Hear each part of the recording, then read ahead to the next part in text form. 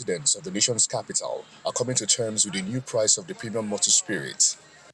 Following the statement by the NNPC Limited that its price will sell between 990 and 1,150 naira per litre as a result of the purchasing price from the Dangote Refinery,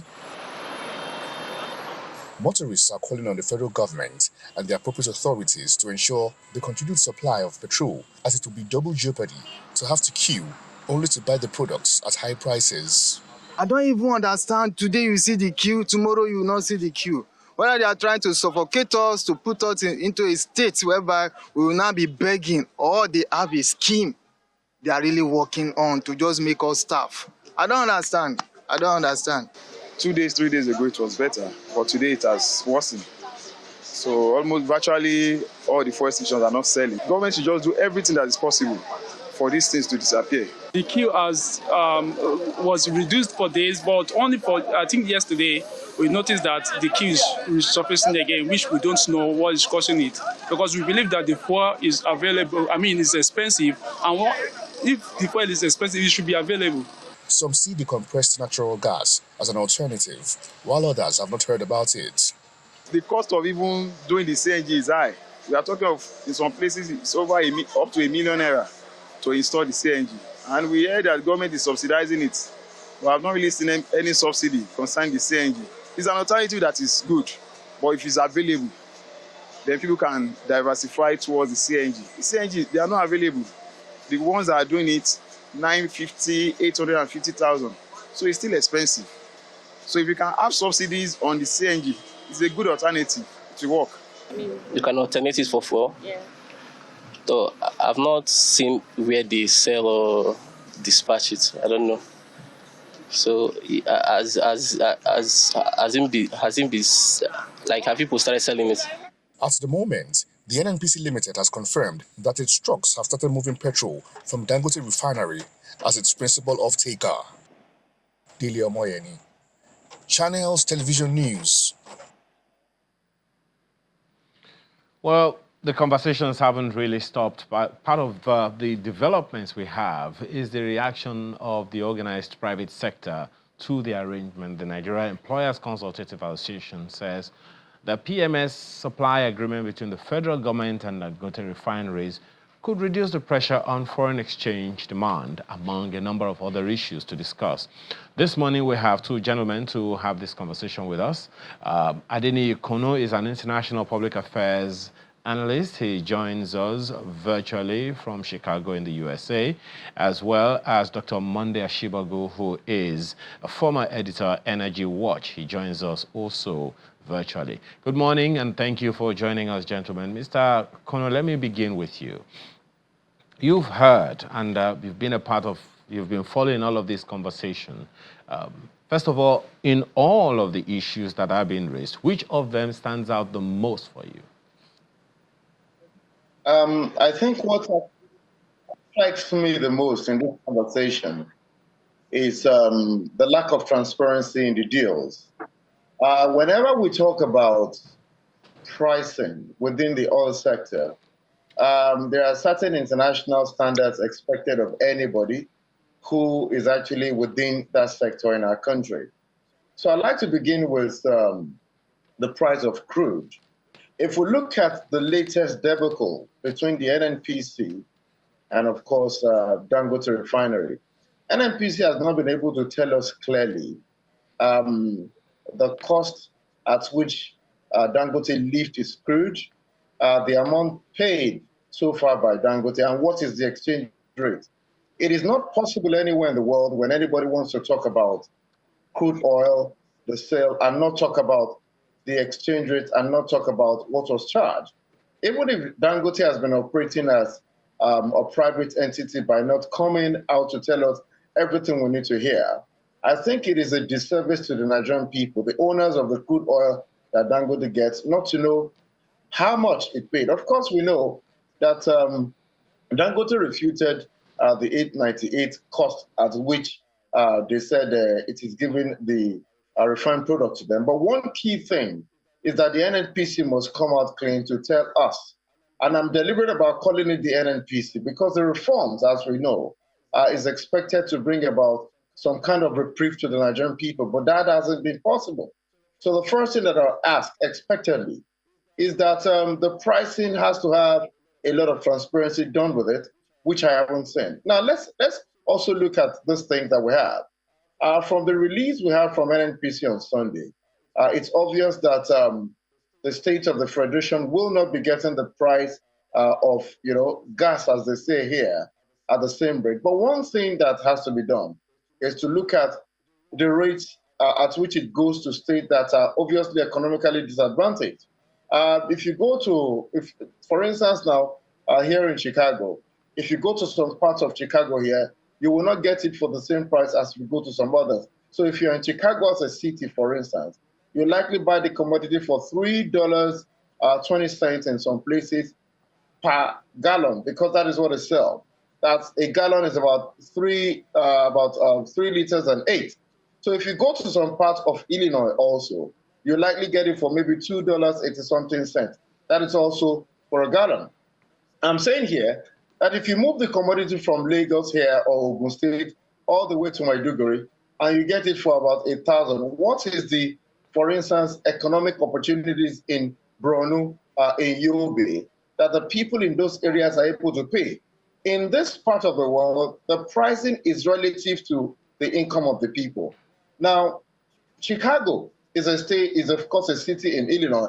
It shares border with Indiana. If you just border and go into Indiana, the price is relatively cheap compared to the fact that what people earn in Indiana is smaller than what people earn in the state of Illinois or in Chicago. So I'm simply saying that these are realities. And right now, NNPC has not done a good job by not being transparent with the things that we see.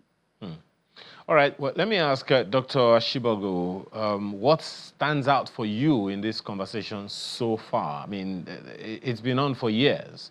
This is the first time in decades that Nigeria is producing its own petroleum. And there are even retailers out there who said, well, they haven't even seen these particular products to be able to dispense them to Nigerians. But so far, in all of these issues being raised, what stands out the most for you?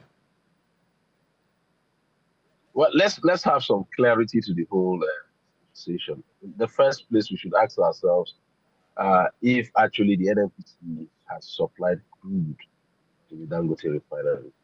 From what we understand and from the statements they've made so far, the crude they have at the moment, which they have finished products from, were the ones they imported from outside the country. So, and that is why we are having these to and fro discussions about how much should be the price. They are alluding to the fact that this was supplied in dollars, and so they're going to sell to the NNPC at the dollar value. That's another argument that made the spokesperson of the NNPC come out with a pricing ratio across board. And our pricing metrics here is not built on ability to purchase or people's purchasing power, but rather distance from the distribution centers that account for how people pay more, even in places where they are economically disadvantaged in terms of income. But what we are looking at today is the advent of the refinery was not a guarantee to lower cost of energy products, but rather consistent supply and then reduction on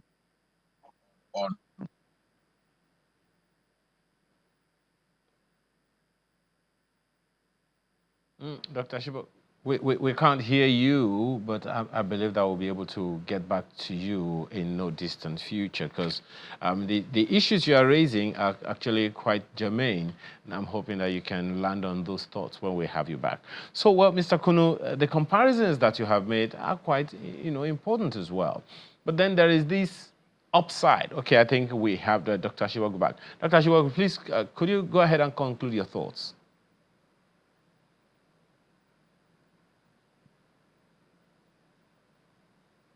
Okay, we don't have that for now. So, well, Mr. Kunu, please go ahead. The issues that you have raised, they are germane, no doubt about it. But the organized private sector is looking at the upside of the issues being raised. The Nigeria Economic Employers Consultative Association, for instance, believes that the arrangement between the federal government, through the NNPCL and the Dangote petroleum refinery has the potential to reduce pressure on forex demand in the country. And a number of people are looking at that as a good thing. What's your take on that? Well, I think that in any business done within the country, two things are very key: incentivization and, of course, consideration or empathy for the people who really are the ones making use of the products. Let's get it straight. I mentioned emphatically that in the United States of America, the price of gasoline, as they call it here, is usually in the States according to, of course, the pay you get. For instance, if you go to California, you're not going to actually buy the same way as you probably will buy in Texas. Mr. Kuna, I get that argument, but the point that I'm making is because you know that hitherto, whenever we talk about for which reason we understand, even before now, way before now, that it was only the NNPCL that was allowed to import because of the pressure of foreign exchange. And being an organization, for whatever reason, NNPCL was given that sole responsibility by the federal government to import and sell to other people. Hopefully, hoping that if the NNPCL took on that responsibility, fuel will be cheaper for Nigerians. But an average importer, an average independent petroleum marketer that brings the fuel into the country may not be able to sell it at the same discounted rate, if I can use that term, as the NNPCL was selling it at the time. But now that the federal government, has made this, arrangement of naira for crude and all of that, the hope of the organized private sector is that pressure would reduce on foreign exchange, which will also, foreign exchange demand, which will also tell on the appreciation of the Nigerian naira to the dollar. Do you agree? What's your take on that? Yeah. Can I respond to that now? Please go ahead. Can I go ahead? All right, let's understand first that as we speak, the NNPCL is still the sole importer. And that in itself, I think, jeopardizes the intent of the Petroleum Industry Act, which to a great extent is supposed to liberalize the petroleum sector. One of the things that the federal government has not done right is to, at this point, still make the NNPC the sole buyer from Dangote. Because right now, nobody takes their trucks there. So if you're talking about appreciating or ensuring that the value of the naira, becomes better, you have to give consideration to other operators within the economy because volume is very key. So when you have only the NNPC, considering the fact that that puts the NNPC at advantage position against others, that means you're shrinking that market to state for the fact. So I think that the first thing we have to consider is, having mentioned to us that the business will be done in naira to ensure that the value of the naira is actually what? Appreciated. You have to consider the fact that they told us that won't begin until October. Initially, they didn't give us that timeline that it was going to be October. What we had expected was the first lifting and every kind of transaction done that would have been done in the naira. But we cannot change what they have said because they said it's October. But ensuring that the naira is appreciated, you cannot constrain other independent marketers because essentially Dangote is supposedly a private refinery. So I'm going to ask a question why we are still maintaining the NNPC as the one that buys solely from Dangote Refinery, because that itself is a jeopardy of market processes. So if you want to really, and I say here emphatically, if you want the naira to appreciate, you have to allow other players in, and you have to allow Dangote to a great extent determine certain prices by itself, but you must also incentivize it for it to be able to do so. Let's understand that except, of course, there are things we do not know. Why is the government so intent on ensuring that prices are actually what they want it to be? If Dangote Refinery is truly independent of anything from the federal government, then let it, for instance, determine the price according to market forces. And if there's anything the federal government wants to do with regards to the price, let it do from its own end, because the conversations that have been back and forth in the past 24 hours have been conversations that are ridiculous. Okay. Where the NNPC is, yes, please. Yes. All right. Let me ask Dr. Shibogu. So on the one hand is the issue of energy availability. in this case, PMS. On the other hand, is energy affordability, for which reason some people believe, even I think at some point the NNPCL even made that comment, that according to the PIA, they are the energy security organization, so to speak. So energy sufficiency, energy availability, and energy affordability. What is the balance here, Dr. Shibogu? Well, I don't think that statement is correct. The law made it a free market. However, NNPC is saddled with the responsibility of ensuring that that happens. But the NNPC is not a regulator anymore, as it should seem. It is also a participant in the market as well, but a major off-taker on behalf of the government of Nigeria. So the impression is not NNPC is not a regulator.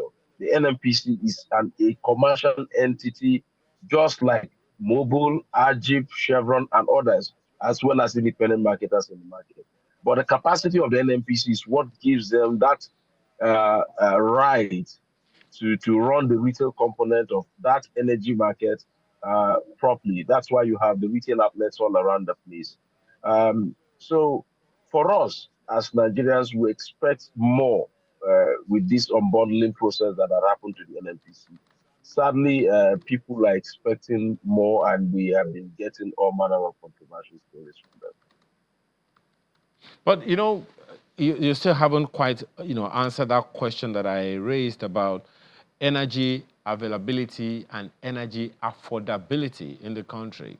The argument, just a second. The argument that Mr. Kuno is raising is that the market should be totally liberalized. But the fear of the federal government is, if the market is totally liberalized, fuel, particularly PMS, will be procured at way costlier rates for the Nigerian. Right now in Borno State, even in Warri, just not too far away here, we understand it sells for 1,500 naira per liter. So if it is not handled by an organization that has a weight, such as the NNPCL, the fear is affordability might be an issue. What's your take? We're not contending about affordability. The issue is very simple. The answer is just very simple to the entire narrative. Look, NNPC has over 500 retail stations nationwide. Over 500, in thousands. In Lagos alone, it has over 200 retail stations. All the NNPC has to do is to get this product at a competitive price to those outlets and allow others who are participants to sell at whatever price that they deem fit. If somebody is going to sell at 2,000 naira, so be it. That's the problem. The problem is if you have NNPC selling at 855 and others are selling at 2,000 naira and it is available for that 855, I don't think the person who wants to sell at 2,000 naira would keep to that price. It will be unwise. What we have now is that the NNPC has a retail price that has been pegged, for example, in Lagos at 855. The product, is it there? If it's there, then people who are intending to sell at 1,000 or 1,002, like in Warri, will not have that advantage. What we are having is supply, sufficient supply. That's the challenge.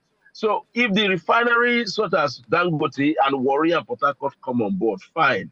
Then you'll be talking about energy sufficiency, and then you would also reduce the pressure on imports. Then those who are in import perhaps do not become off-takers from these big refineries at their own margin. And so they would have to just look at changing their narratives from importation to becoming a distribution giants. Most of them have very big silos around the places and storage facilities, these imported products. But Dr. Shibogu, just 1 second. On the same issue we are raising, you can't also remonstrate the fact that it is the responsibility of the NNPCL, according to the PIA, to ensure not just availability, but affordability. And I think that is one of the issues. No, sir. Okay? No, sir. That is not, there's no provision of such in the PIA. The law is very sacrosanct. The law allows the NNPC to represent the interest of states at subnational and national level in the interest of energy sufficiency. There is no place where it says NNPC has the responsibility of making sure that this is available at all times. The market has been made free. The question is, can people bring it in at cost they are important and at the forex risk that we face as a challenge? Let's not transfer all burden to the NNPC and make it look as if it's supposed to have done that. No.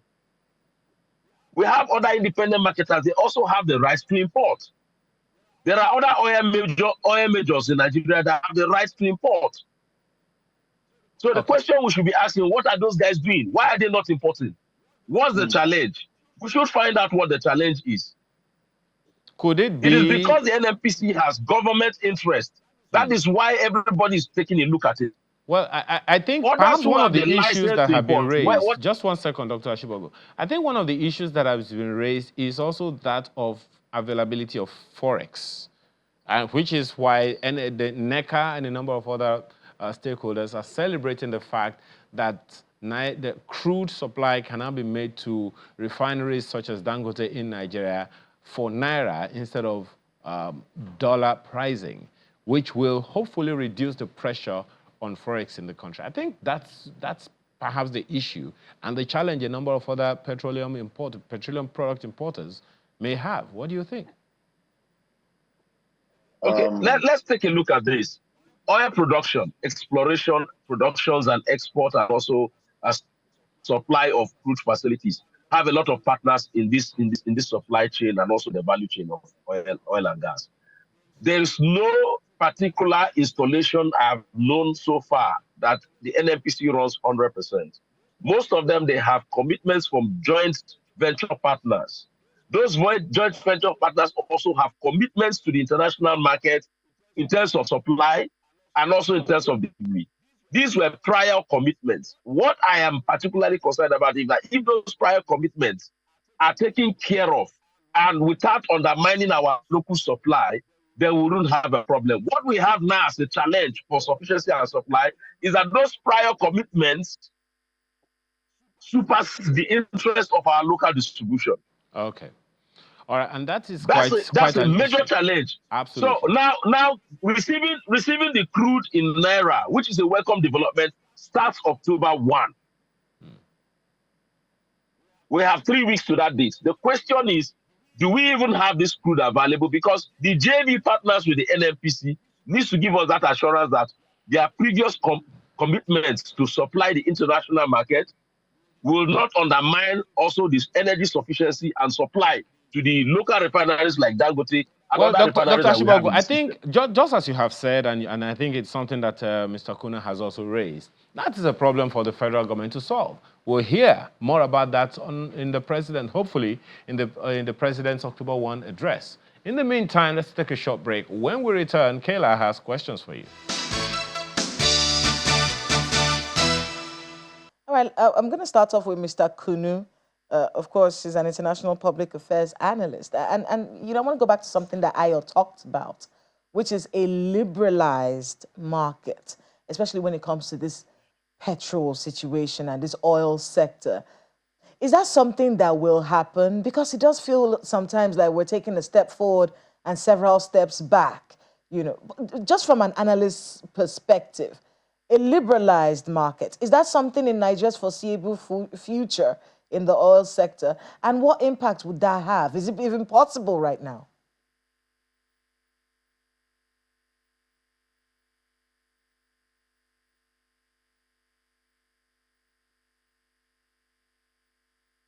Mr. Kunu, can you hear me?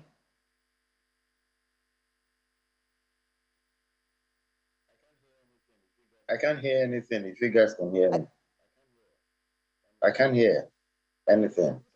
Yes, if you can hear me, I was trying to find out about a liberalized market and if that's something that is possible in Nigeria's foreseeable future and what impact that would have on the purchasing power of the Nigeria, just from an analyst's perspective. Is it something that can even be done right now? It is possible, but do not forget that anytime they talk about liberalizing a market, the government that actually is at the center of such liberalization must be willing and must be ready to hands off properly.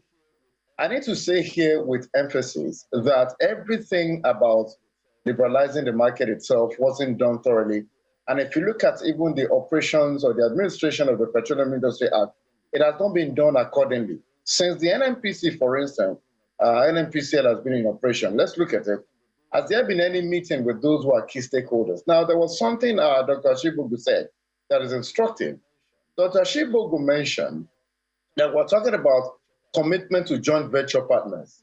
If the NNPCL understands that there's a constraint on ground regarding the joint venture partners, which will impede the fluidity of its operation with the current agreement, what the NNPCL would have done is to allow a lot of other players in the industry to be part of this development, to be part of those who go to take this product, to be part of those who distribute. Dr. Shibogu also mentioned that why is it that other independent participants in the industry weren't doing something? At the moment, the NNPC is the sole importer. It's not about others not willing to do that. If you are the sole importer, what do you expect others to do? So you cannot liberalize the market entirely until you have other players permitted to do so and given the same access. Don't forget that a couple of months back, there were complaints about the NNPCL getting the advantage position in terms of the availability of forex that is needed for the market itself.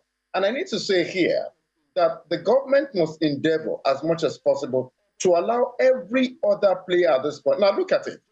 Prioritizing joint venture agreement will, without a doubt, continue to constrain the supply that is necessary for Nigerians. You cannot take away that position from this conversation. So right now, NNPC should itemize its commitment to joint venture partners. If it is going to be able to operate 50%, allow other independent marketers operate at the same level, giving equal access. Because Ayo was asking the question of availability and affordability. Oh, yeah. If we cannot emphasize the importance of availability, then we're going to be able to have, we can't have the success we expect to have. So availability is fair, and it is obvious the NNPC doesn't have the capacity to deliver in that regard, which has been the problem in the past couple of weeks. I'm going to come back to that question about affordability in a bit, but I want to be able to speak with Mr. Ashibogu.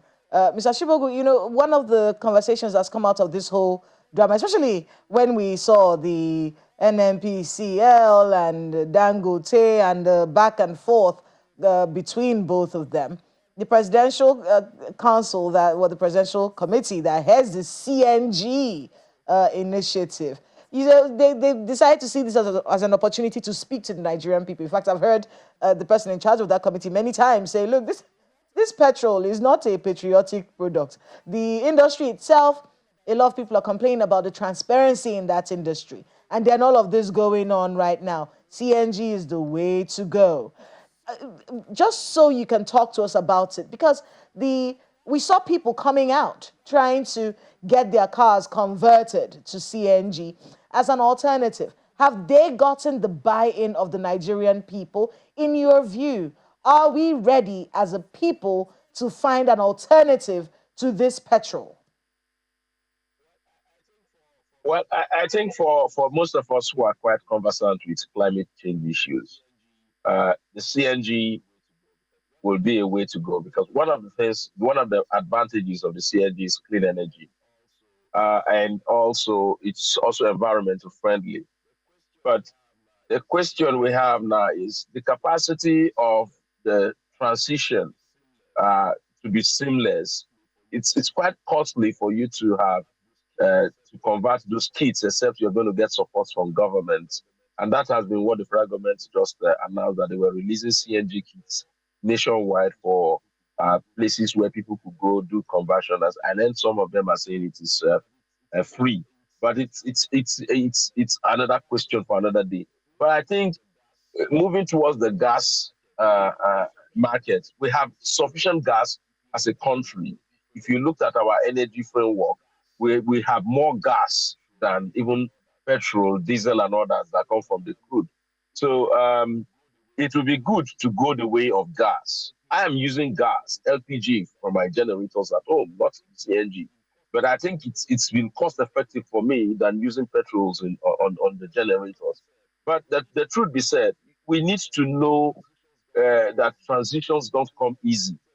And I expected that they should have created a framework for it, a transition timeline to enable people transit seamlessly and without having to bear humongous cost that would cost would cause disruptions in the system that we have today. People are walking around with so much uncertainty. Are we sure that when we transit to gas, there will be higher demand on gas and the price will not shoot up again and we'll be going back to the way of petrol? That was the narrative we had with diesel. So that's our worry. I mean, just to follow up on that, do you think that the drive towards conversion to compressed natural gas, are you sure they will not have to face some kind of kickback from these big players in the oil sector? Is it something that you think would work out just the way it is? It's even in the interest of the oil players for gas to come out because they're also producers of CNG. So that's a new market for them. And if the consumption is high, you're talking about a population of 220 million people who are using the gas for powering houses, for machineries, for their cars, for the entire gamut of energy sufficiency. Can rest on CNG. And that would also reduce the pressure for us as a country when we look at the export costs for petrol and other petrochemical products that come from crude. And So one we of the could things I wanted to generate get some, from you yeah. really is about the buy-in of the Nigerian people. I mean, one of the visuals that we keep showing is that canister that is installed in somebody's car that is being converted to CNG. And for me personally, I have issues with a canister in my car, even though they've explained to It's a me. question of perception. Even though they've explained to me over and over again that it is safe, it's okay, you can do, because I have to think of an alternative. This petrol lifestyle is becoming very expensive. So, I'm thinking about it, but I don't know how I feel about having a canister in my car. But where I'm leading this up to is the buy-in of the Nigerian people. Are they doing what they can? Is there enough information and buy-in of the Nigerian people so we can start to look at alternatives while NNPCL and Dangote sort themselves out? Well, it will take time. It will take time. Definitely. I think there's a need for some form of reorientation. There's a need for some form of education about the benefits of CNG. I share your fear of having the canister. Look at it's just like having a drum. There's a drum beneath your car that is, having about 50 liters or 80 liters of fuel, which is highly inflammable. So, but the truth is that because of the enclosement where you don't get to see I it, don't see it, so I you don't don't have. care. Yeah. So you don't have that phobia, that morbid fear. But with a canister in your car, and then some persons have to imagine, oh, if there's heat or whatever, they allude to, if you've had any domestic accidents with an LPG or you've witnessed that, you start to imagine that, a gas canister in your car. But however, they are built within every safe parameters, and they follow the safety rules of installing them in vehicles. There are people using them all over the world, and we've had less cases of accidents from vehicles uh, being powered by CNG. But the truth be said, it comes with its own risk, it comes with its own advantage. But what we've seen so far is that the advantage outweighs the disadvantages. You are also going to save the environment and a lot of carbon that depletes the ozone layer and so on and so forth. I'm going to go back to Mr. Kunu. We were talking about affordability earlier. And the impact of this hike on everything, because it's not just about the price of petrol. For people who don't have cars, they're not going to be able to buy, they're not going to buy petrol anyway, but it will affect everything else in their lives, the cost of food, cost of transportation, all of these things. So let's talk about that hike. What's the foreseeable future? Because one thing we know as a people is I've never seen the price of anything go down in Nigeria, at least in my life. In my lifetime, I haven't seen the price of anything go down. Once it goes up, it just keeps going up and up and up.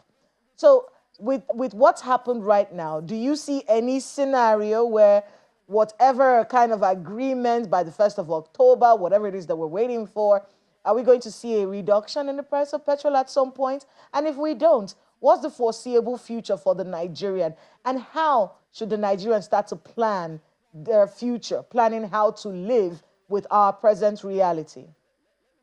All right. Let me tell you one of the things that has enabled success in other democracies when it talked about government and this kind of situation. It is a consistency of policies.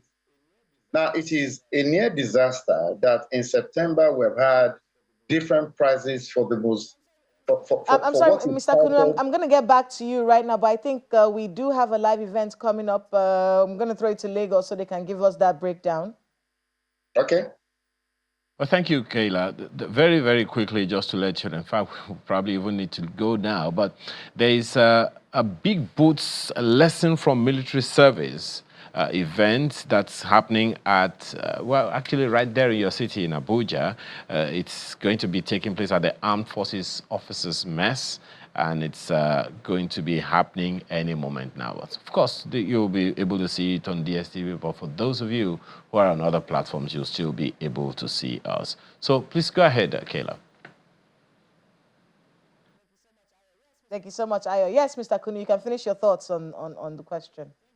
Okay, so thank you very much. I was saying that in a situation where you have inconsistency of policies, it will definitely affect anything that has to do with Nigerians being able to cope with what's on ground.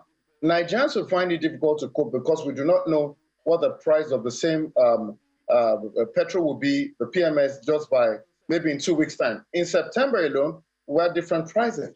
So that is a reflection of the inconsistency of policy. Now, you were talking about the use of CNG. The question is, as we speak, there is nothing on paper regarding the entire places in Lagos, for instance, where you can actually have CNG in your car. So if people decide to take their vehicles and they do the hybrid thing on their vehicles, how easy will it be for them to be able to have access? We have to try as much as possible to avoid fire brigade approach when we want to solve problems, and that itself is inconsistency. Right now, if I put the number of vehicles in Lagos at 5 million, what is the kind of orientation or sensitization, as Dr. Ashibogu said, that is available for people? In this part of the world, I have driven CNG, powered vehicles here, and I tell you, there's nothing to fear.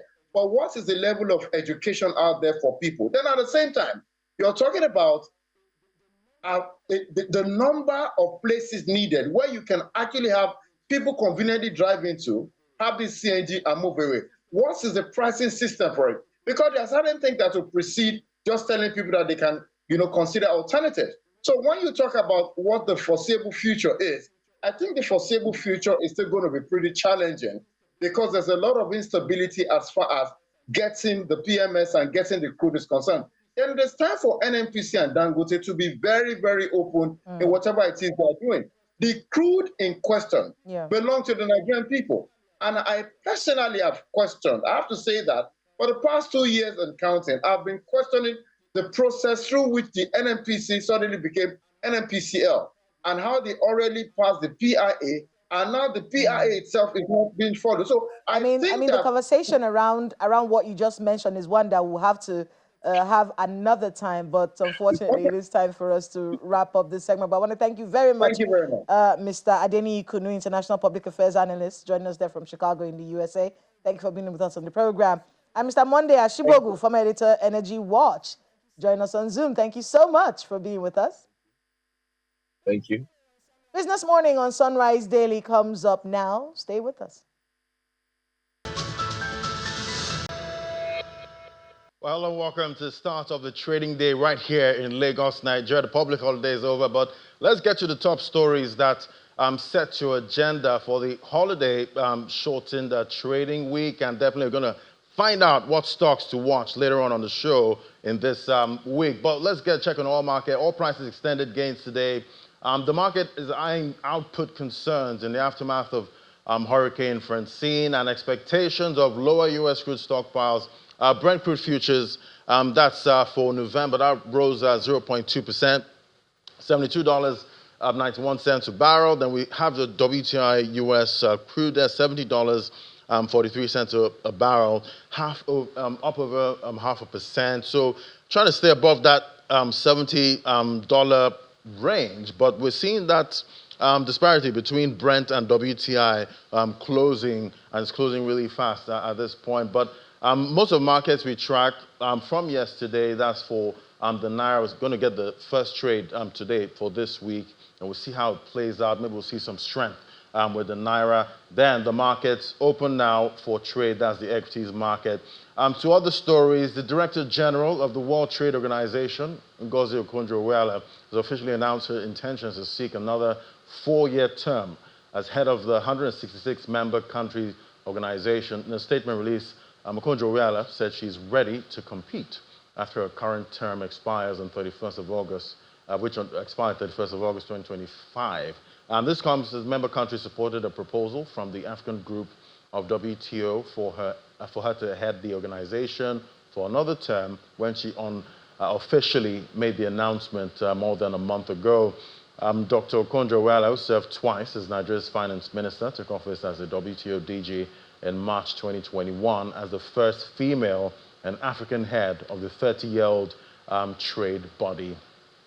And yeah, it's all about rising prices, but easing with the inflation data from yesterday. We see Nigeria's headline inflation rate recorded another decline as it fell to 32.15%, in contrast to the 33.42% rate recorded in July. According to the latest report from the National Bureau of Statistics, the drop in the inflation rate, which is in line with the forecast by economic think tank Financial Derivatives Company, represents a 1.25% fall on a month-on-month basis. However, it is 6.35 percentage points higher than the 25.8% recorded in the same period last year. Well, to dig deeper into prices now and other matters in the market, we have Mr. Bismarck Rwani, who's the CEO of Financial Derivatives Company, joining me via Zoom. Great to have you on the show. Good morning. Thanks for having me. Yeah, so we see the inflation numbers for August in line with your forecast, but some still say it feels really expensive out there. No, things are expensive, but thank God we got lucky this time. Our forecast was as close as it gets to accurate, but we got lucky. But I think one thing we have to put out there so that everybody knows this inflation data happened at an aberrational period. One, it was before the petrol price increase. Two, the data was taken at the time of the protests.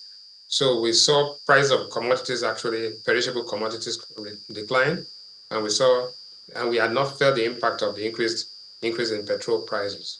So what we are saying here is that it is good news, but we shouldn't get too excited because the September data is beginning to point to the fact that more likely than not, that we are going to have an increase in the price level.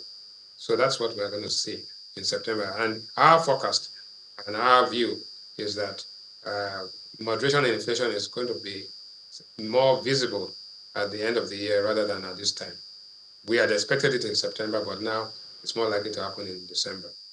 So I guess it's safe to say with what we're seeing right now, this moderation or easing, do you think it's something that would be sustained or would be short-lived in the short term?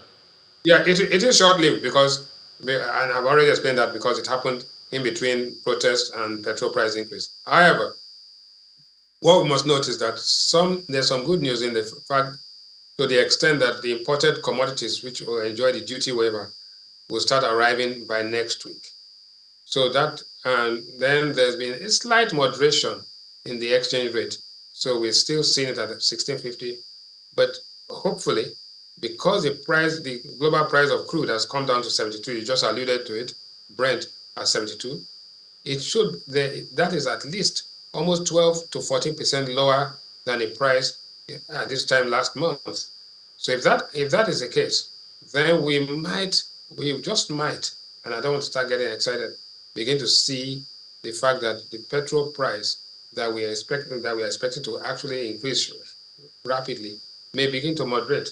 If that happens, then we might be having the effect of the price of the duty waiver on imported commodities is slight stability in the exchange rate, and then also the fact that the global price of crude has actually declined.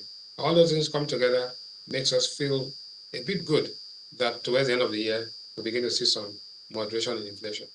And talking about moderation at this time, we're expecting the NPC committee. They're supposed to meet this month to decide where rates are going to go now. So looking at this data that we're seeing for August, and that's for July and August, is it something that would make the NPC committee actually feel comfortable? Would they be feeling more dovish a little bit at the next meeting? No, I think, Ladi, I think that there are two other things that will kick in to determine the direction of the interest and the MPC decision. One is that tomorrow, the Federal Reserve Bank of New York is going to come up with a decision on interest rates. There's a 50-50 chance that we may have a 50 basis point cut. If we have a 50 basis point cut in interest rates in the US, it means the dollar will weaken. If the dollar weakens, that means the naira would appreciate relative to a basket of currencies, and commodity prices will be elevated. If that happens, then there's a likelihood that the Central Bank of Nigeria will maintain a status quo. All things point to maintaining of status quo. However, if the Federal Reserve actually does not go as aggressively as expected, then it's possible that the Central Bank of Nigeria begins to weigh its options as to what to do. But generally speaking, we think and we believe firmly that the Central Bank of Nigeria will maintain status quo and see part of its, to see out part of the effect of part of its policies it made and decisions it made 2 months ago. The next meeting after this will be in November, so it's not too far away. And I think that one, because of GDP growth that was positive, even based on base year effects. Two, inflation, 2 consecutive months of inflation trending downwards, even though base year effects are coming. And the minimum wage effect has not been felt right now because it has not really been paid. So if that comes in, then the central bank, we are firmly of the view that the central bank will maintain status quo this time, and rightly so.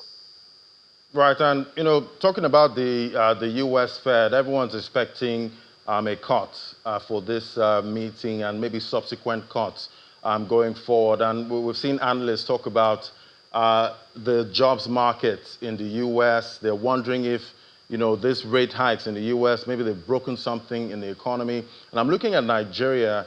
I don't know if we actually take note of what's happening in the jobs market right here with most of the rate hikes we've had in Nigeria. Do you think we've broken anything in the economy yet? No, I think that unemployment data in Nigeria has been questionable in some time. There's a change of methodology and change of base year in computing unemployment. So unemployment in Nigeria has become a data point that has become highly a flashpoint for political discourse. So I rather not talk about that. The point is that unemployment, underemployment, sectional unemployment, which is graduate unemployment, and all those things are actually a subject for discussion and controversy. So if you are talking about inflation, talking about GDP growth, talking about trade reports, those points of data are strong and we can hold on to them. But when it comes to unemployment in Nigeria, it becomes very emotive, and so I would rather not talk about it. But coming back to the US, if there's a drop in US interest rates, which we think will happen, 50 basis points, it means that the mortgage rates paid by Nigeria, by everybody in America, will reduce, like it's happening in the United Kingdom. The effect of this is that our Nigerians in diaspora will have more money at hand because they are paying lower mortgage, having lower mortgage payments, and that will increase the amount of money coming into Nigeria, dollars coming to Nigeria, and actually strengthen the naira. So even though it's an interest rate decision made for the U.S. market, and in the case of the United Kingdom, by the Bank of England, the effect of it is when you begin to have a lower interest rate environment, means that people pay less on their credit cards, pay less on their mortgages. That means they have more money to spend, and by implication, more money to remit back to their relatives in in Nigeria. So that'd be great news for us if that happens. So I just wanted to put it out there. Then the big question, the big elephant in the room is what's the effect of the Dangote refinery lifting PMS into the market? Right. I think, yeah. Yeah, before we get into that, because that was going to be my next question, and it's all from yesterday. We've all been talking about what next. Now that we have the Dangote refinery churning out PMS. But before we get into it, let's hear what some of our guests had to say about it yesterday.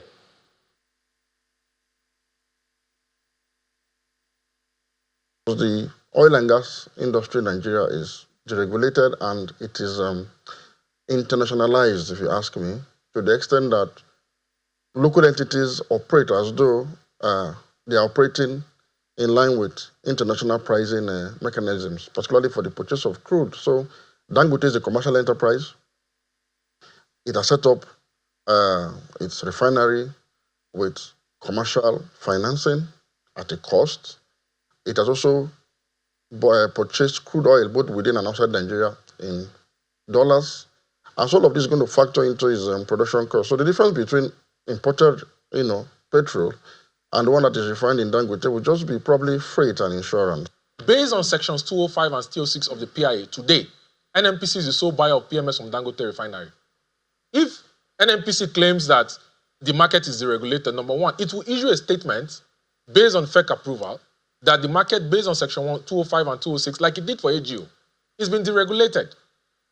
And it will not be the sole buyer. It will allow Ipman, it will allow Moman to come and buy products from Dangote. Why is NNPC the sole buyer? So these are questions we have to interrogate and ask ourselves to understand. And combined with the fact that yesterday there was a huge pomp and pageantry, there was a ceremony that was covered by the Nigerian media and international media, everywhere, press statements, release and acknowledgement, but only 67 trucks took products yesterday. And there is evidence to show, as we speak, that about 193,000 metric tons of products on different vessels are on its way to Nigeria this month. Yeah, so Mr. Ronnie, so many reactions there to this burning issue. Nigerians just want to know how possible it is to actually have affordable fuel in this country. But I've been thinking, Mr. Ronnie, if the naira was, say, 460 naira to the dollar, because we keep hearing everything's benchmarked to the dollar, it's because the naira is weak, that's why we have to pay this much. But if we're at 460 to the dollar, will we have this pricing issues with the PMS? No, I think we should get one thing clear. One, and like the former speakers said clearly, Dangote Refinery, or any refinery for that matter, apart from government-owned refineries, are in business to produce at a profit. Two, they will produce at a price point where their marginal cost equals their marginal revenue. And they will not sell below cost. If not, if they did that consistently, they will go out of business. I think those are fundamental. Secondly, what are Nigerians struggling with today? They're struggling with high price of petrol, unavailability and uncertainty as to when you will get it. Then also about quality. So if you take those three things put together, what Dangote Refinery is assuring the country is that one, we will assure you of quality, we will assure you of quantity, but that pricing is not necessarily in the hands of Dangote Refinery, but in the hands of the market. The market determines the price, so including the global crude price, a guaranteed margin, and the cost of processing. It's as simple as that. Nobody goes into business to sell below its cost price. If not, that is suicide. So Dangote would not have been where he is today if he was doing that. He would have gone out of business a long time ago in other endeavors. So I think we should rather than being carried away by false expectations. Yes, it's good to know that the petrol is being lifted. It is a milestone from our own refineries, which we had before, but now we have the largest single train refinery in the world. We have it as a result of the initiative of Alhaji Aliko Dangote to accomplish this this fit. But now it's business time.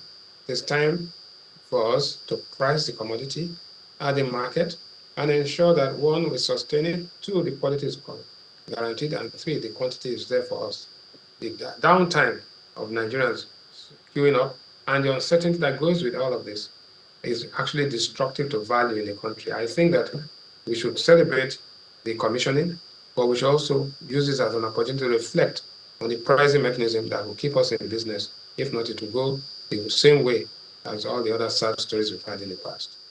All right, so looking at products like PMS, it definitely has inelastic demand. Is it safe to leave such a product to the forces of demand and supply? Yes, I think that the story of PMS in Nigeria is that, one, how much do we consume? The story that we consume 68 million liters a day is not correct. I think it's more like half of that. The truth is that the PMS is also the proxy for PMS is the price of diesel. The price of diesel today is 1,200 and it's deregulated and liberalized. There's competition there. So I don't fear that, but we should be looking at that as a benchmark to see whether fair price is there. But even if we are to sell petrol at lower than that price, maybe at 900, we should know that there's an amount of subsidy in there, which is being paid by the government through NNPC to ensure that what we have on headline inflation doesn't run away from us. After a while, these things will stabilize and you would have an efficient market, just like there's never any queue, or there's not been any queue for a long time for diesel, there's no queue for kerosene, and there's been no queue for lubricants, because those products are what I call liberalized and deregulated. So we should just ensure that the market becomes more efficient. I think that by this time, next quarter, by the end of this year, we will not be talking about PMS again. The price will be deregulated. The price will be reflective of global price and cost of refining, and we will focus on how to build the infrastructure to reduce the cost of transportation of these things in distribution, i.e. the pipelines, the depots, and the efficient outlets, so that Nigerians, and for that matter, for the whole of West Africa, will be paying the efficient price of petrol and taking advantage of this massive investment that Alhaji Aliko Dangote has made, and for the benefit of everybody across the West African region.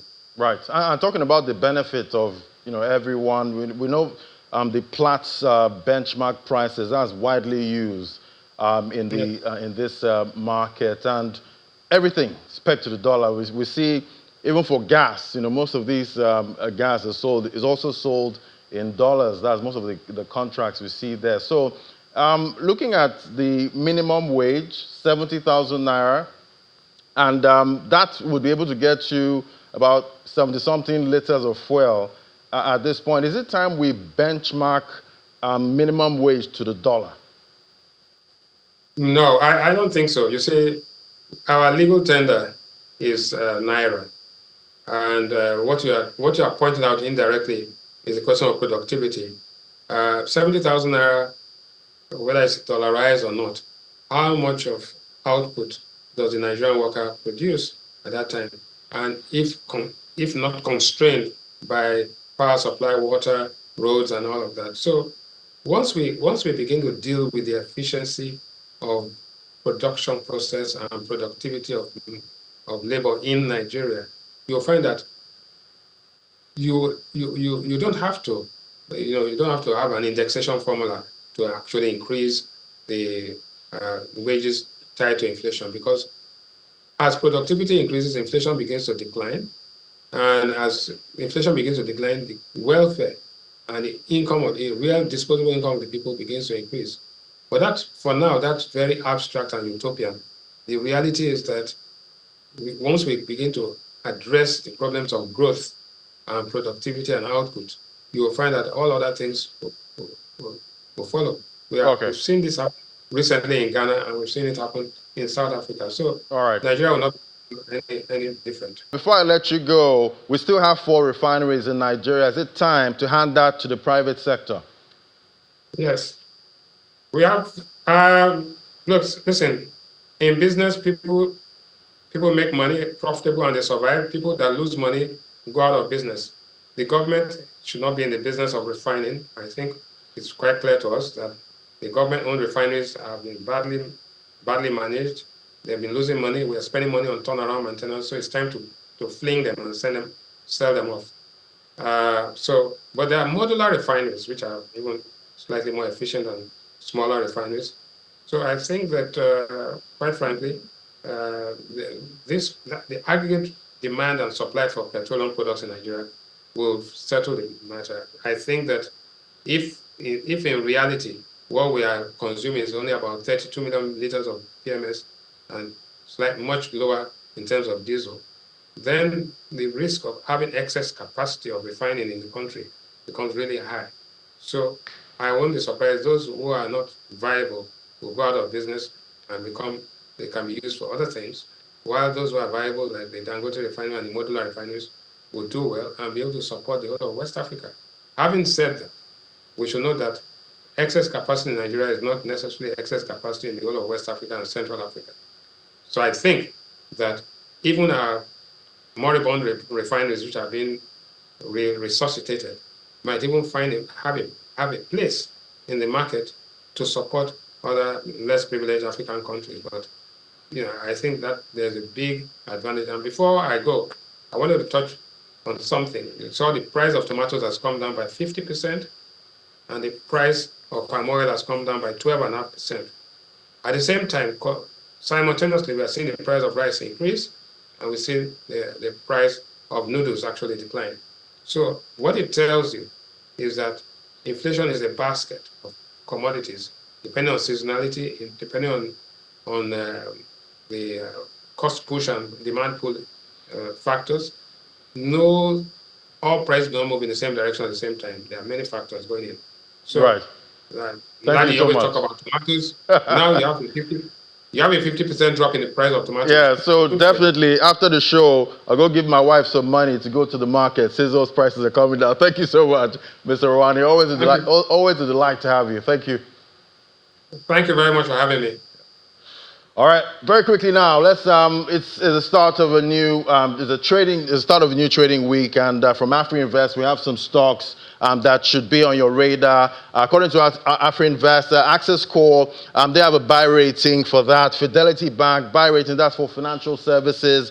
Then a sell for flour mills, consumer goods. Then they're saying for Airtel Africa, they're advising reduction in holdings, and corn oil, that's for oil and gas. That's a sell. We know last week was a bullish week for the markets, and all sectors we track, all green. We'll see if that plays into this new trading week, but it's a holiday shortened trading week, but we'll see if the bulls still come out to play, or maybe we have the bears come take some profit. That's it from me on Business Morning. I hand things back over to the Sunrise Daily team.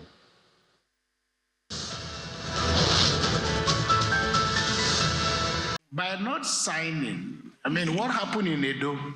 People, we try the best we can, to ensure that if people have any anxieties, if they have issues and they approach the peace committee, we'll try to deal with those issues. That's why we are, the IG was, the IG is present, INEC is present. And as I said, it's a pity, but we don't, we're not going to take anybody to court for not signing the peace accord. The only thing it does to you as a candidate is that it sends the wrong signal, which can very easily be exploited by the opposition. Sending the wrong signal there, Bishop Hassan Kuka there. And of course, it's coming on the wings of this situation where the PDP in Edo State have refused to sign that peace accord until then their demands are met.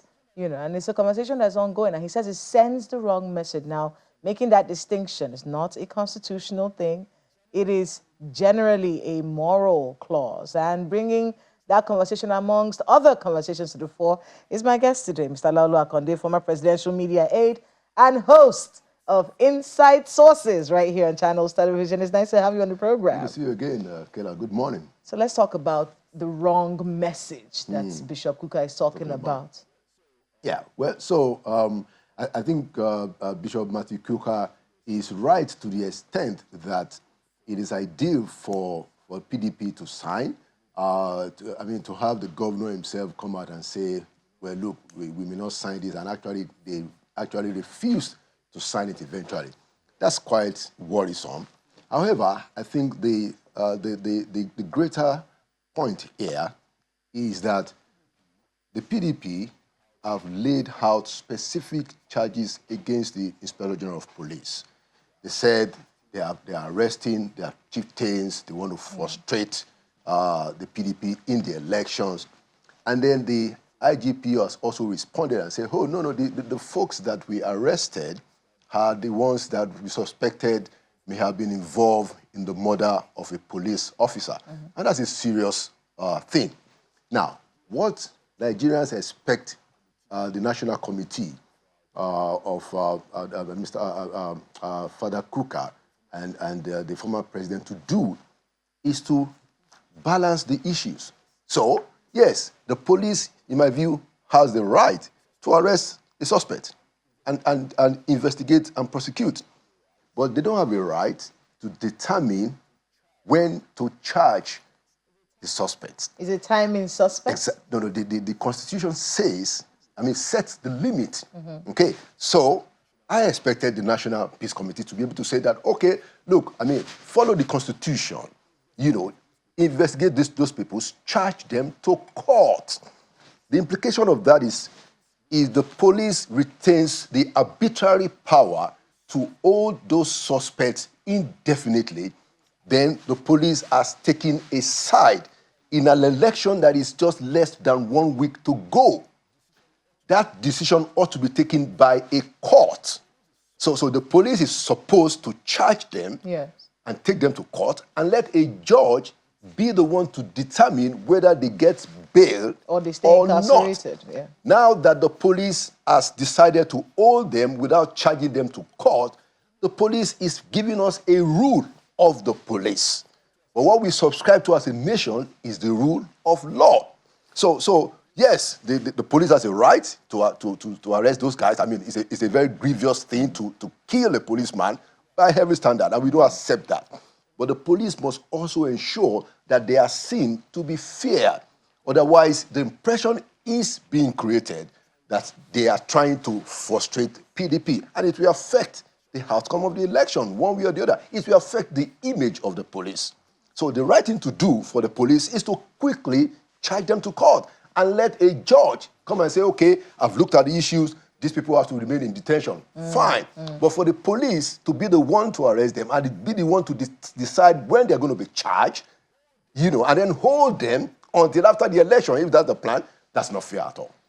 It's a very interesting dynamic that's cast a very dark shadow on the conduct of these elections. I was thinking about people who are going to cover the elections.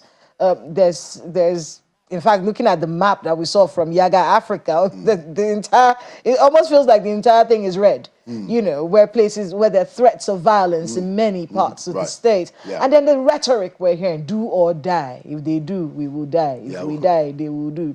And all of these conversations that are coming out. In fact, someone sent me a message one time from someone in the Edo State, and he said, you cannot be pressing my neck and be telling me to sign peace accord. You can't hold my neck and then tell me to shake you with the other hand. You know. So with these sorts of narratives going around and the real fear of violence, do you think this will affect voter turnout? Because also, over the years, we've seen more people register to vote, but the number of people coming out to vote keeps reducing in Edo State over the years. Is this going to affect in any way how people come out to cast their votes? Well, we hope that as a nation we try to take proactive measures, especially led by INEC, of how to really get the people to have confidence, for the confidence of the people to rise in our electoral process.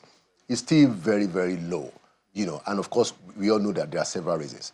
Now, these circumstances has added to the reason why people may not want to vote. Like I said, yes, I would wish that Governor Baseki can find a way to tone down his rhetoric. He's the governor.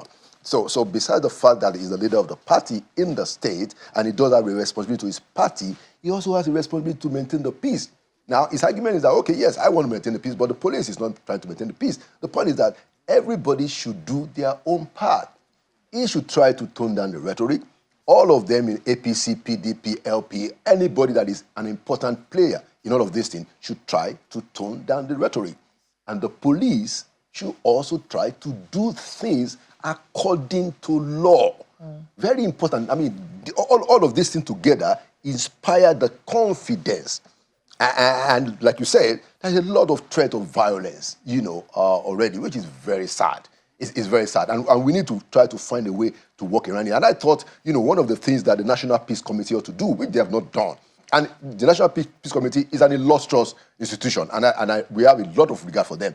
But they also have to be able to speak up. They have to find a way to speak truth to power, to say, okay, yes, police, you can arrest them, you have the powers, but please, can you do it properly? And then they need to say that publicly, because when it is said publicly, it constrains the police. It constrains them, because it's the law that we're talking about. So these are some of the things that we need to get used to doing. It's not just that, oh, no, we don't want to say that in the public so that they don't get embarrassed. Why not? It's about inspiring the confidence of of the people, even in the police and in the process. That is why these things must play out in the public, where everybody that is paying attention can follow. It's actually bringing me to the concept of governance in Edo State, because while all of these political actors and while this back and forth keeps going on, the election is just around the corner. And then there's the real issue of governance in Edo State and what the Edo people need at this point in time, apart from promises and shouting all over the place and dancing from one city to the other. There is the real issue of governance in Edo State. For the major players, it looks like it's going to be a tripod race. It looks like it's going to be a 3-foot race. So for those who are spearheading these campaigns and jostling for Sadebe Avenue, what should they be having at the back of their minds? For those who really want to be in power, to govern, and bring Edo people to a new level of development, what is the one thing, in your view, that they should be having at the back of their mind? Well, it's, so do you mean what they should be saying, What they should have at the back of their minds, or what they should be saying? What's the major issue with governance, and what should they be focusing on as they jostle? Exactly, is to deliver welfare and safety, the well-being, the progress, the development of the state, which is the people. And that is why it is important for us, to be sure that the kind of narrative that we put out in the public are the ones that, at the end of the day, takes care of the interest of the people, that takes care of the fact that, look, this is all about the people. Now, to a very large extent, the way our politicians play the game is such that the interest of the people is normally the last thing on the consideration, which is sad. It is sad, So, and that's why you see a lot of flexing of money. Look, to the credit of President Goodluck Jonathan in this country, he did say that for him, the blood of a Nigerian his quest to win an election doesn't equate to the life of a Nigerian. For somebody to lose their life, that is a commendable rhetoric, and it's the kind of things that we need from the leaders, the politicians, to show that in all they do and in all they say, the ultimate interest is about the people. We have government because government is set up to protect and to ensure that the people prosper. Let's go to a place where the people are not prospering right now, which is Maiduguri in Borno State. Sad. I mean, this skyline that we're about to show you right now basically paints the picture. Let us just understand exactly what is happening in Borno, in Maiduguri. We keep hearing that the water is receding, people are about to, everyone's coming back, but the ripple effects of floods, I keep trying to talk about health issues that come with floods. Most people don't realize that the major problem is not just the loss of property. It's actually the health implications. The entire water source will be polluted. And then we have outbreaks that come up after flooding. And those are the bigger issues in my mind. You talked about governance and the people. I've been trying to find out, who dropped the ball. Who dropped the ball here? And I don't want, personally, I don't want this Maiduguri flooding to go like most floods. The flood came, we all got angry, everyone came on channels and shouted, and then after that, everybody moved on. We're not going to move on. I want to be able to get the who dropped the ball here and to stop it from happening in other parts of the country. What are your thoughts on this? Yeah, I mean, I like the points you made, in introducing this, that look, and that is where a lot of us are not paying attention to. There are a lot of health challenges, Yes. very dangerous, because the suspicion and the likelihood is that the water system will be polluted. Have been polluted and contaminated. And that's a serious problem, because, the water, we know where the water comes from. The flood has flooded everywhere or most of the areas. So we need to hear a little bit more from the government that, okay, so what is happening about that? Our fears true, or, has there been some mitigation that has taken place or that is taking place? That is such a critical element, because the waters can recede, people can go back to their normal life, and then you have an outbreak easily. Because, I think some reports say that more than half of Maiduguri at a point was submerged. And the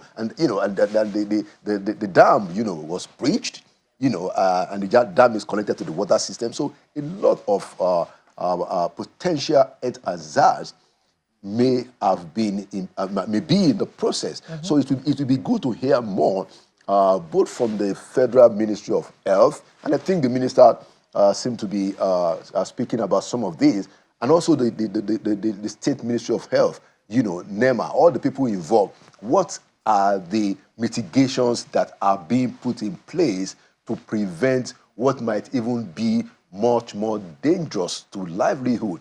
Because the water that people drink seems to have been compromised. So I think that is a very important thing that all of us should pay attention to. But I think, we should also say that the president, did a very good thing. In most instances, people will say, oh, the vice president has been there. The president was away when this happened, and then he came back. And went there. And then when his very first official duty returning is to go there. That's very commendable. And he did announce that there's going to be a relief fund. But we want the president to do more, to make sure that this flooding thing is not something, just like you said, that we just sit back, we make noise when it happens this year, we sit back, it happens another 2 years. Every year. Every year. And then they come to the villa. At least me and you. Yeah, over the years, we've seen it. Yeah, they come, oh, flood. Yeah, and my then, state, the money billions lost. Money is disbursed. Give me money. Yeah. They give money, and that's it. So it's important, we will hold the president to try and see, and the vice president said there is a comprehensive plan. We haven't heard about it, but he did promise. It's important for the president to ensure that actually happens. And I think one of the things that we should include in that comprehensive strategy against the flooding is a national flooding insurance. We don't pay a lot of attention to insurance. What's the psychological fund? Well, so if that is part of it, but it has to be clearly stated. And NEMA has to play a role. Right now, the ecological fund is for quite a lot of things, but I see that, yes, that may be a resource towards the premium of a national flooding insurance. But we need to have in this country, and I'm surprised that even insurance experts are not speaking out. I'm surprised that the National Insurance Commission has said nothing. It's important. We know that these things happen. People have to be protected. Lives have to be protected. Properties have to be protected. Valuables, look at what happened even in the hospitals. Even the hospitals and all their machines and all their equipments were all damaged. Have those things been insured? So it's important to have an insurance policy that includes not just government, which is partly ecological fund, partly, but not even mainly, but also the private sector, in a way that when this happens next, at least people can have something to fall back on. So let's move on to the biggest story in the this story and the Maiduguri story, and Edo, three of them are jostling for which one is the top story. For me, Maiduguri is the biggest story because these are the lives of our brothers and sisters. Well, let's move on to Dangote and the NNPC. So, what was the point? At least that's one of the questions I keep seeing online. What was the point? Okay. If we're still here, and questions. Why does it cost more for us to get fuel locally than it does to import it?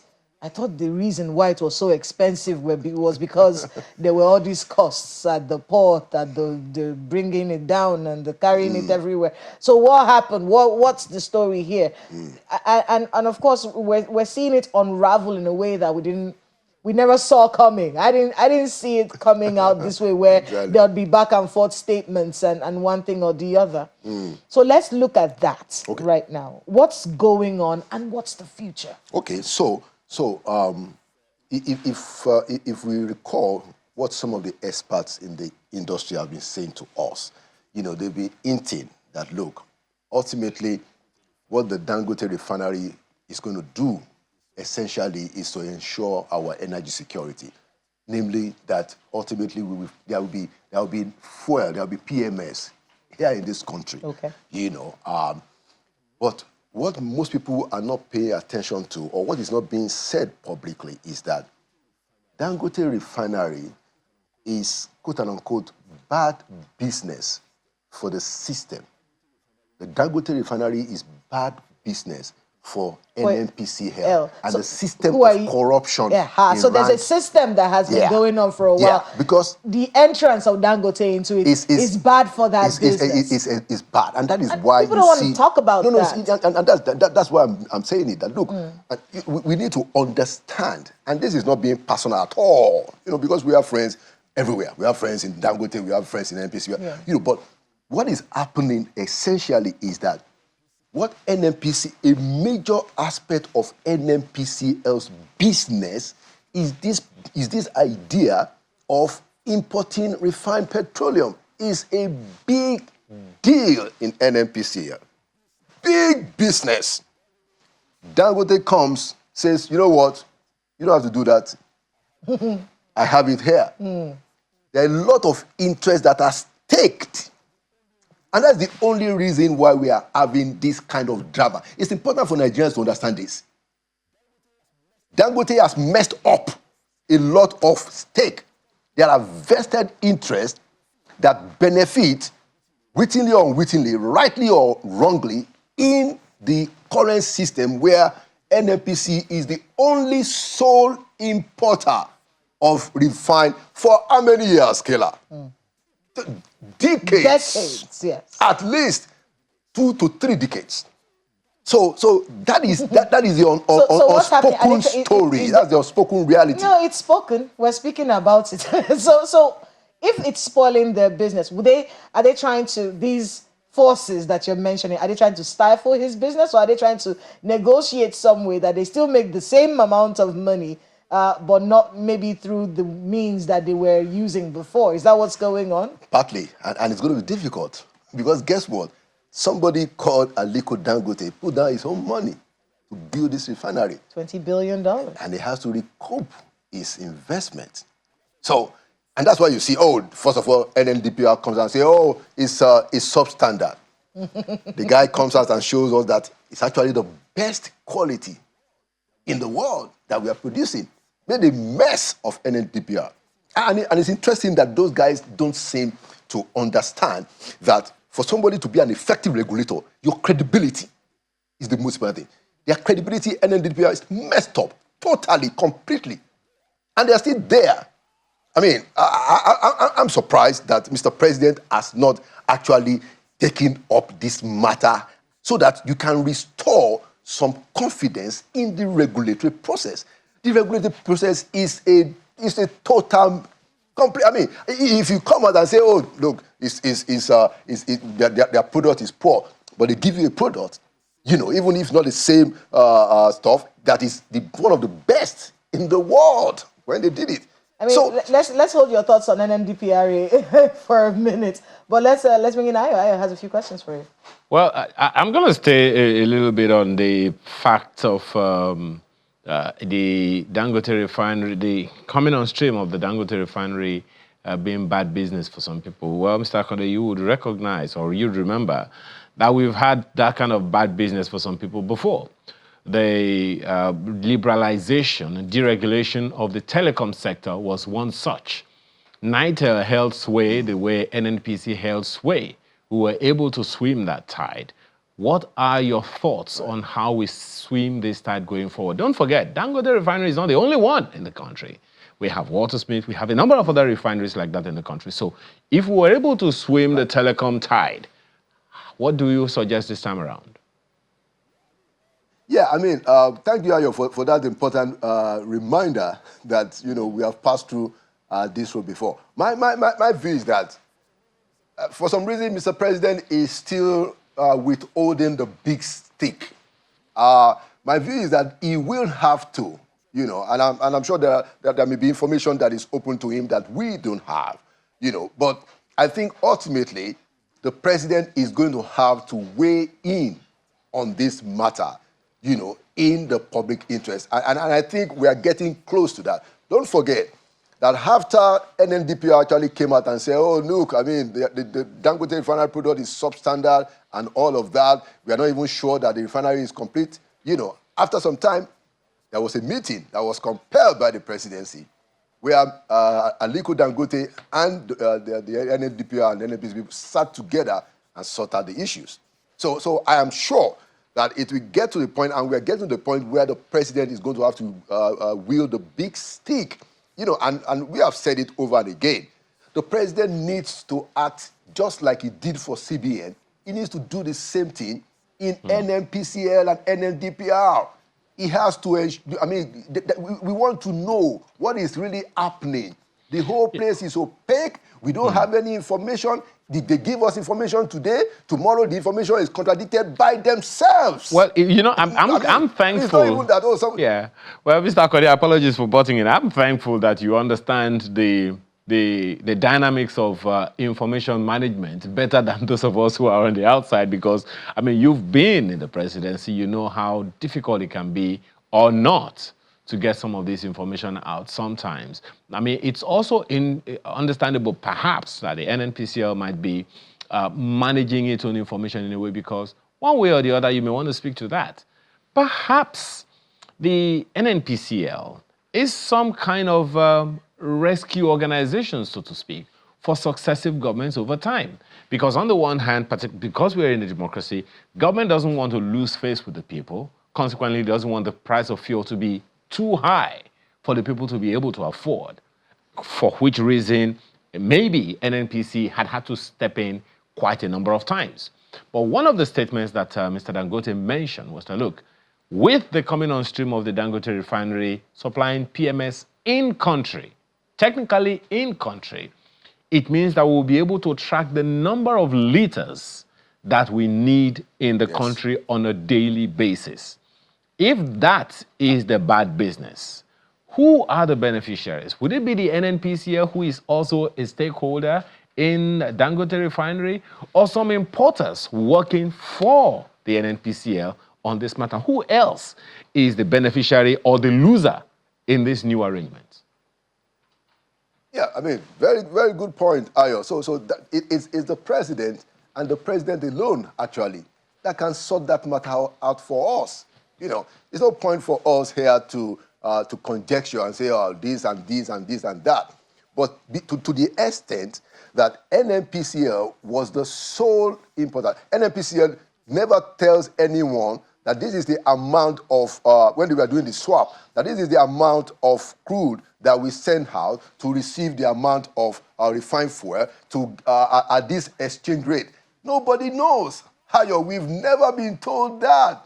So we have no idea, except that it is clear to anybody that is taking a keen look that this is a disruption. Dangote Refinery is a significant disruption to whatever might have been going on there, and the people who are interested don't like what is happening. Look at what even happened during the Buhari administration. The Federal Executive Council, FEC, decided that NNPC must have 20% of Dangote Refinery. It's because, there was a clear understanding that, oh, look, this is major, and we need to put some government interest there in the interest of the public. That was why it was decided that 20%. Well, guess what happened? NNPCL on their own, without any information being told, given to us, reduced the the stake from, I think, 7% or so. Who does that? Was there a FEC meeting that changed that decision for 20%?